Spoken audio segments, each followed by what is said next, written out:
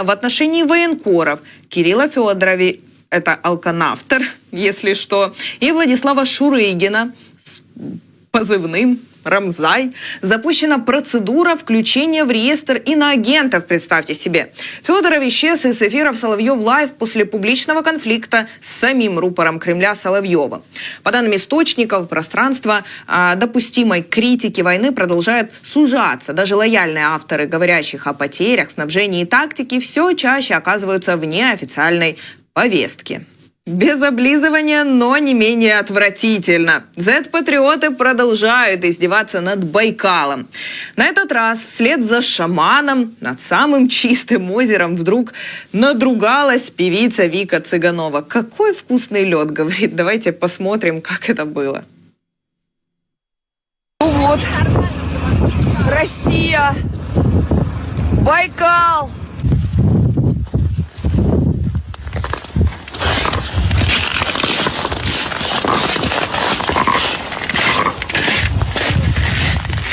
Какой вкусный лед.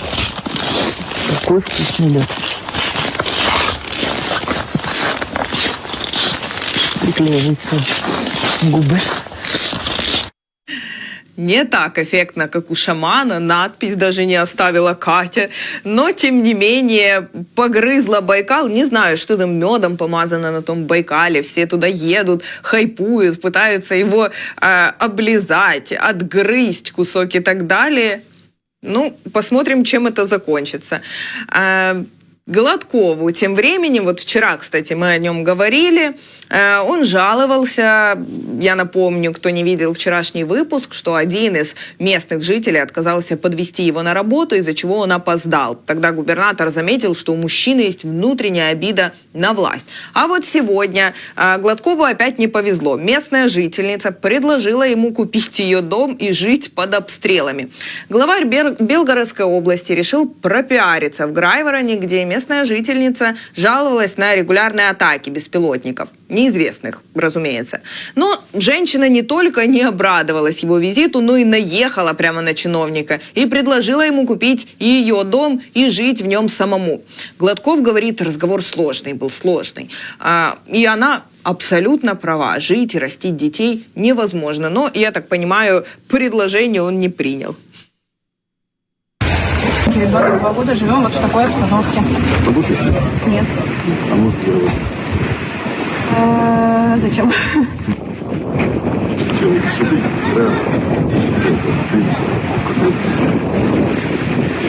Здесь проходил очень большие тяжелые вещи, которые на картинку заходили, там противники, и здесь они... Да мы это все знаем. Вот, поэтому я прекрасно это понимаю. Вопрос в том, что у нас ситуация, она может улучшиться, она может ухудшиться.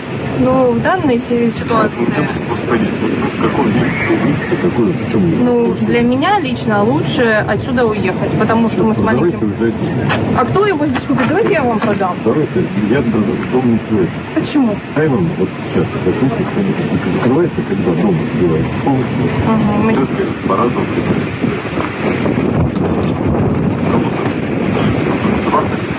У кого-то маленькие дети, у кого-то старики, всех разных ситуаций. Мы стараемся вот в каждой ситуации войти. То есть мне вот здесь, мы не раз, понимаете, то есть никогда за 5 лет мы от проблем не выиграли. У нас просто реально проблемы.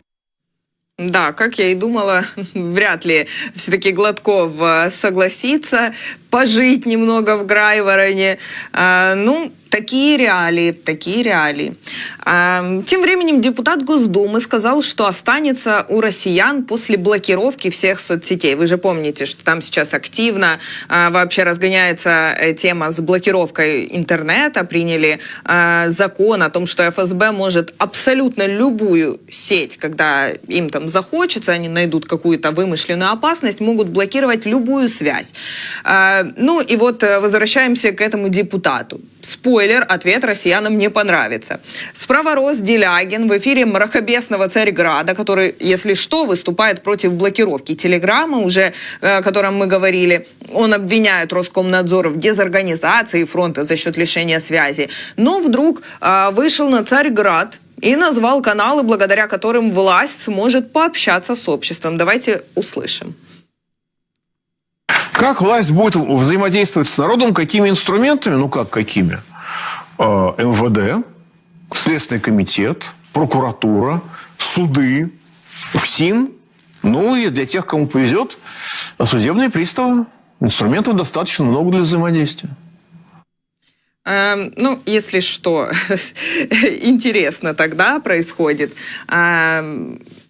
Получается, только единственный канал коммуникации – это силовые структуры.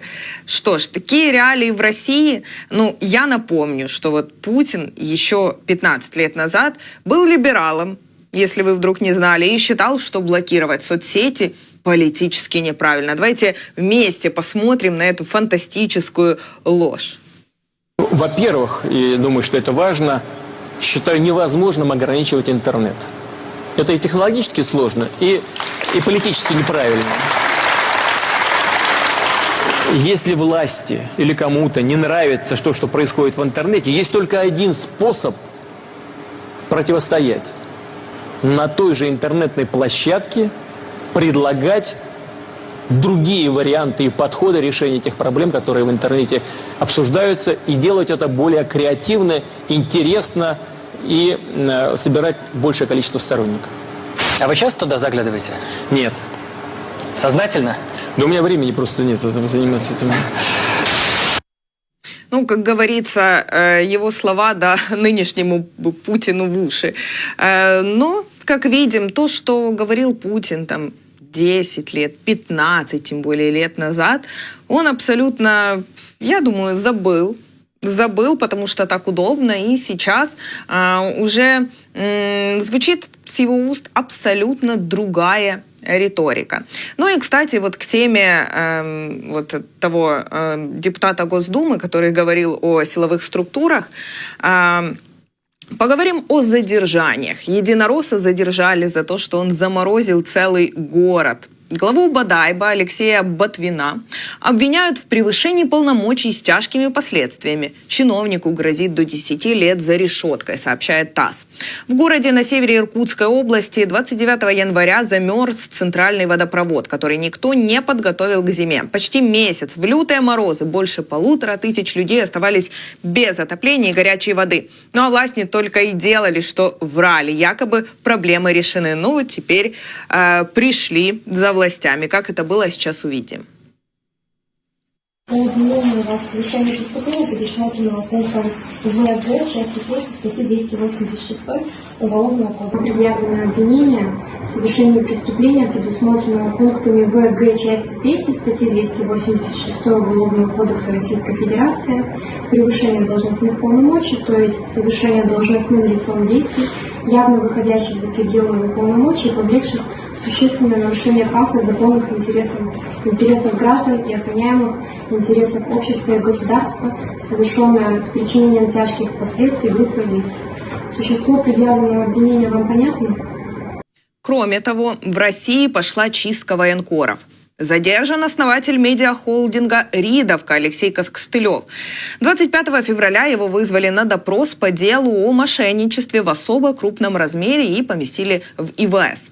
Тверской суд Москвы должен избрать меру пресечения. Пропагандистские ресурсы пишут со ссылкой на материал The Economist, что Штаты вроде бы готовятся снять санкции с России, а большинство подготовительной работы уже завершено.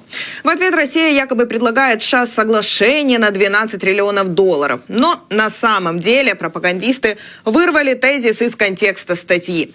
В материале, опубликованном на сайте The Economist 17 февраля, действительно анализируется несколько вот таких выгодных вариантов для Штатов, что могло бы дать вот потенциальное соглашение о снятии санкций, которое активно продвигает российская сторона. По мнению издания, это совсем невыгодно. В материале говорится, что снять санкции будет проблематично с технической точки зрения даже по какому-то большому желанию Трампа. Чтобы упразднить ограничения, наложенные на большинство банков и энергетических компаний, придется получить согласие Конгресса. Кроме того, если Европа снимать санкции не станет, а так вероятнее всего и произойдет, глобальные корпорации не будут торопиться возвращаться на российский рынок. К тому же большинство ниш, которые западные компании оставили в 2022 году, с тех пор уже заняты бизнесом из Азии. Мегапроекты, которыми Россия соблазняет США, например, контракт на добычу ценных ископаемых в Арктике, опять-таки, очень непредсказуемы. Неизвестно, сколько именно запасов можно добыть, а процесс будет сопровождаться рядом правовых и политических рисков для США, в том числе конфронтации с Китаем. О том, что западные компании рассматривают сценарии работы на российском рынке, в статье упоминается в одном единственном предложении. В любом случае, речь идет не о государственной политике, а о стратегии работы частных корпораций, анализирующих потенциальные варианты развития событий. Ну и, конечно же, это никак не коррелирует с решением Трампа снять санкции с России. После выхода как раз-таки статьи и распространения россиянами такой манипуляции Трамп продлил действие санкций против России еще на год. Ну, то есть, по факту, очередная выдумка кремлевских рупоров. К тому же российская пропаганда сейчас распространяет сообщение о том, что бывший генерал французской армии Винсент Депорт якобы призвал Европу вступить в войну с Россией уже сейчас. В публикации утверждается, что генерал назвал происходящее русско-европейской войной и фактически выступил за открытые военные действия против РФ. В действительности речь идет о манипулятивной интерпретации его слов. Поводом для подобных публикаций стало интервью Депорта французскому телеканалу Le Chain Info. В интервью генерал анализировал ситуацию на фронте в Украине и влияние спутниковой связи Starlink на координацию российских подразделений. Комментируя развитие событий, Депорт заявил, что Европе следует взять на себя ответственность и более серьезно поддерживать Украину. Он также отметил, что войну следует рассматривать не только как российско-украинский конфликт, но и как более широкое противостояние России и Европы в стратегическом смысле. Однако в интервью абсолютно отсутствует призыв к немедленному вступлению европейских стран в открытую войну против РФ или к началу прямых боевых действий. Заголовки вроде как вот распространяют россияне создают впечатление прямого военного призыва, хотя в действительности речь вообще шла о такой глобальной стратегической оценке конфликта и роли Европы в нем.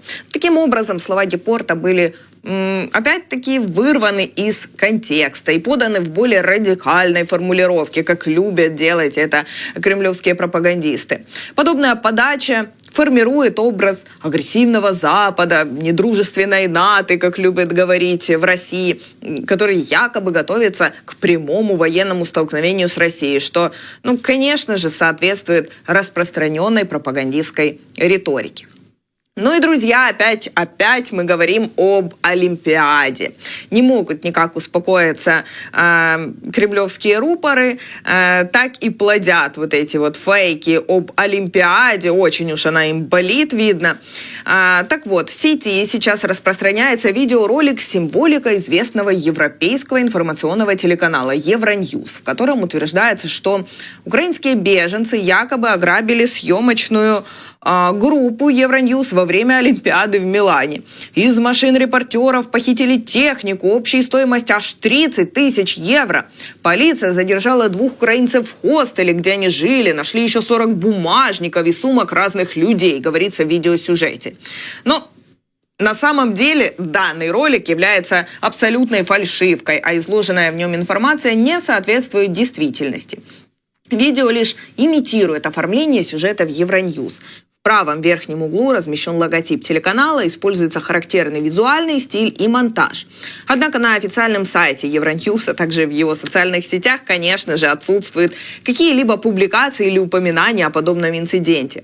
Кроме того, порталу StopFake вообще не удалось обнаружить ни одного подтверждения этой истории ни в итальянских СМИ, ни на сайтах правоохранительных органов или же там официальных властей Италии. Учитывая масштаб якобы совершенного преступления, как писали россияне, 30 тысяч евро, 40 кошельков и так далее, и место его совершения, Олимпиаду, подобный инцидент явно, если вдруг бы случился, то он получил бы, очень широкое освещение в медиа. Распространение подобных фейков, я напомню, что является частью системной информационной атаки, направленной на полную дискредитацию украинских беженцев в странах ЕС. Подобные сообщения формируют образ криминализированных и неблагодарных украинцев и усиливают социальное напряжение и подрывают, конечно же, поддержку Украины со стороны европейского общества. Ну а использование брендов авторитетных медиа, таких как Евроньюз в этом случае, это придает дезинформации видимость достоверности и делает ее более убедительной для широкой аудитории. Ну, действительно, если вдруг кто-то, кто не особо интересуется информационной повесткой и так далее, увидит просто этот логотип, ну и действительно подумает, что это чистая правда. Таких много. На это и надеются кремлевские пропагандисты. Но я же напоминаю, что необходимо фильтровать ту информацию, которую вы читаете и видите в сети. Ну и, конечно же, соблюдать информационную гигиену. Ну и завершить нашу рубрику «Fake Off» я бы хотела вот такой новостью о том, что компания OpenAI разоблачила и заблокировала российскую сеть «Рыбарь», использовавшую чат-GPT для массового производства пропаганды. Враг использовал искусственный интеллект в качестве контент-фабрики для генерации материалов, публиковавшихся под брендом «Рыбарь», а также через десятки анонимных аккаунтов Wix и Telegram. Операторы создавали с помощью чата GPT пакеты кратких комментариев на английском языке, которые впоследствии публиковались с аккаунтов, выдававших себя за пользователей из разных стран. Кроме того, сеть использовала искусственный интеллект для подготовки коммерческих планов «Рыбарь» по проведению скрытых информационных кампаний в Африке. В частности, вмешательство в избирательные процессы и разжигание протестов. Ориентировочный бюджет таких кампаний достиг $600 тысяч в год. Я напомню, что Россия системно использует искусственный интеллект для масштабирования пропагандистских операций, а «Рыбарь» — лишь часть индустриализованной системы дезинформации, где искусственный интеллект позволяет одному оператору управлять десятками фейковых аккаунтов и генерировать сотни сообщений в день. Кремль использует ИИ для создания дипфейковых видео и написания новостей, массового производства комментариев, имитирующих органическую активность в соцсетях. Ну и действительно, я думаю, прекрасно эта новость завершает наш блог, потому что по факту очень приятно, что такие масштабные организации, такие платформы видят, распознают и, конечно же, блокируют такие порталы, которые пытаются с помощью искусственного интеллекта генерировать фейки, ну и, конечно же, таким образом вести информационную войну. Ну а далее, друзья, речь будет идти об актуальном, в частности, о Беларуси. Москва продолжает методично привязывать к себе Беларусь. Именно так можно описать итоги заседания Высшего Госсовета союзного государства, который вчера прошел в российской столице. В апреле состоится уже аж 30 лет договору о создании такого объединения.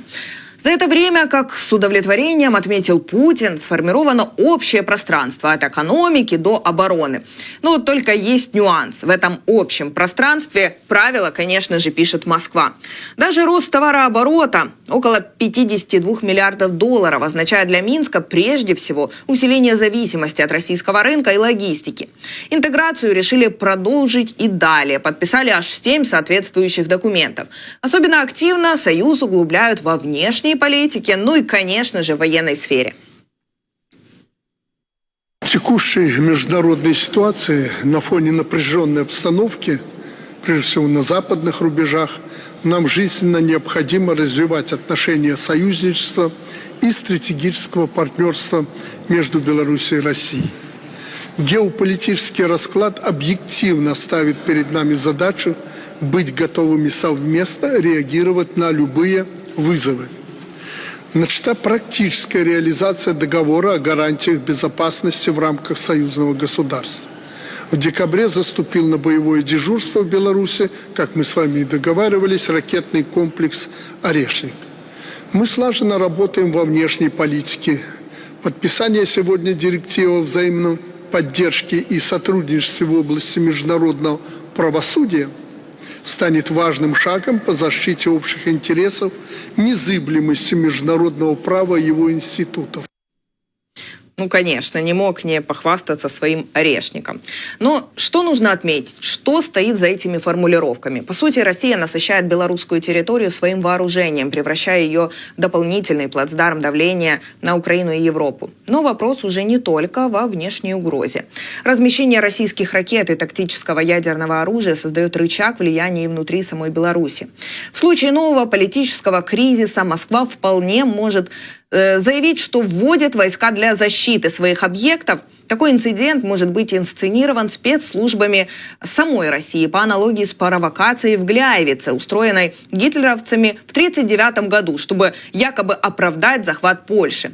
Но об этом также говорил президент Украины Владимир Зеленский, намекал о том, что у Киева руки длинные и как ни крути, вот тот факт, что Россия разместила на территории Беларуси орешник, то, что сейчас ретрансляторы стоят на юге Беларуси и наводят свои ударные дроны на цели в Украине, ну, собственно, это, конечно же, тоже делает Беларусь подверженной к атакам с украинской стороны.